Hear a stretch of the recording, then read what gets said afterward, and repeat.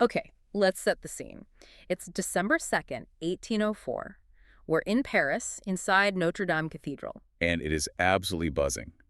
But, this isn't your standard royal coronation. Not by a long shot. Right. At the heart of it all is Napoleon Bonaparte.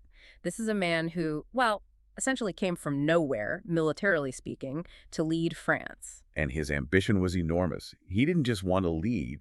He was aiming to create a whole new imperial dynasty.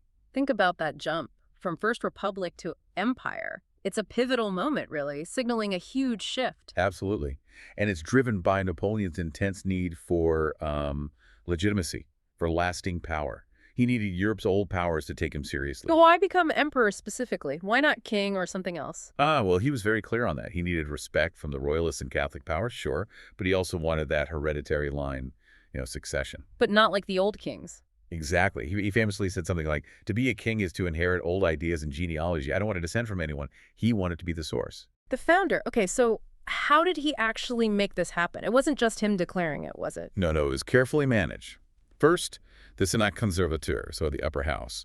They voted in May 1804 to vest the government in an emperor. And then? Then came a national referendum, a vote by the people, and it passed overwhelmingly, so he could claim popular support. Right, the will of the people. Now, the coronation itself, you mentioned it wasn't typical. How so? Well, for starters, it was in Notre Dame in Paris. Oh. French kings were traditionally crowned in Reims. Big difference. A break from the Bourbon past. Definitely a deliberate choice. And the ceremony itself was this fascinating blend. He pulled from Carolingian history. I think Charlemagne mixed it with bits of the old monarchy and even elements from the Revolution. A symbolic cocktail, almost. Precisely. Crafting his own unique image. And the Pope was there. Pope Pius VII. That must have been a huge deal. Oh, enormous. Getting the Pope to officiate lent incredible weight. But Napoleon didn't just accept the standard Roman ceremony. He negotiated. He did. He wanted specific French traditions included, like the Him Veni Creator Spiritus and the way the holy oil was used on the head and hands, different from Rome.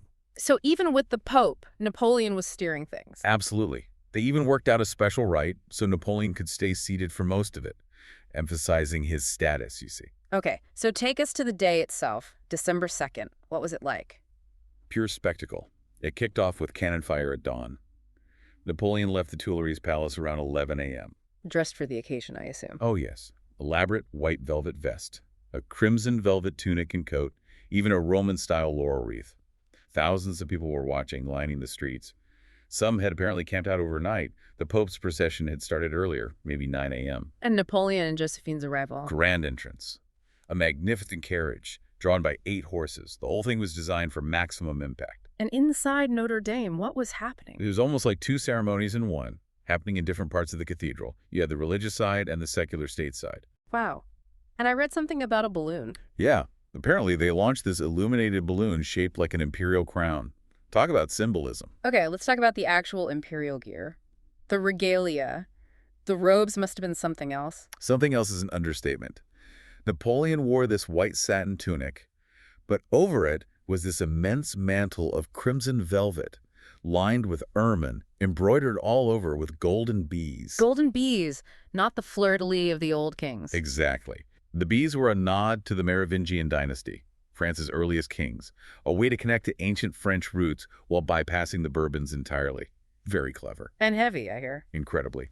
That mantle weighed at least 80 pounds. Apparently you needed 4 dignitaries just to help carry it. 80 pounds, good grief.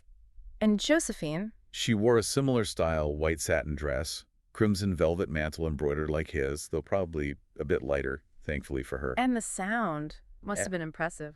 Oh, the music was on a massive scale. 2 orchestras, 4 choirs, military bands, something like 300 musicians, plus a 400-voice choir singing a mass and a Te Deum composed for the occasion.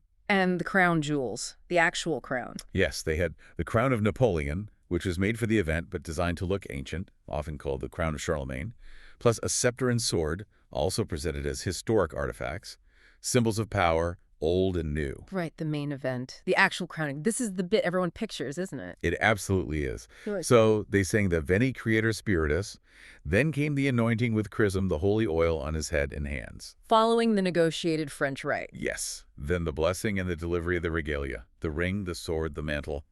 And then the crown. Go on. This is the crucial part. Napoleon took the large crown, stepped forward, turned his back to the Pope for a moment, and placed it on his own head. He crowned himself. Wow. A hugely symbolic act. Then he took a smaller, waiting crown and placed it on the head of Josephine, who was kneeling before him. What was the message there? By crowning himself. It was unmistakable. He was showing that his power, his imperial authority, came from himself, his achievements, his merit, and from the French people through that referendum, not solely from God or the church. Even with the Pope right there. Even with the Pope right there. Mm. The Pope knew this was going to happen. It was part of the arrangement. The formula used, coronet vos Deus. May God crown you, plural. Technically covered both of them being crowned, but the visual was all Napoleon. A masterclass in political stagecraft. You could say that. It symbolized that he was emperor based on his own efforts and the people's will. So after the crowns were placed, what happened next? The Pope gave a blessing, something like, may God confirm you on this throne, and then proclaimed, Vivat Imperator in Aeternum. Which means? May the emperor live forever. A traditional acclamation. Then Napoleon took a civil oath. An oath. To the Pope. No, an oath to France. He swore to uphold the integrity of the Republic's territory. Interesting phrasing there. Respect, religious freedom, equality, civil liberties. Basically, to govern for the good of the French people. Blending the imperial with echoes of the Republic. Exactly. Then a herald officially proclaimed, the thrice glorious and thrice august Emperor Napoleon is crowned and enthroned. Long live the Emperor. And the music swelled again, I imagine. Yes, the choir sang Domine salvum fac imperatorum nostrum Napoleonum. God save our Emperor Napoleon as he left the cathedral. Looking back at all this, it's just incredible. What are the big takeaways for you? Well, first, you just have to appreciate the sheer orchestration of it all. Every single detail was planned to project power, legitimacy, and this unique blend of breaking from the past while also sort of borrowing from it selectively.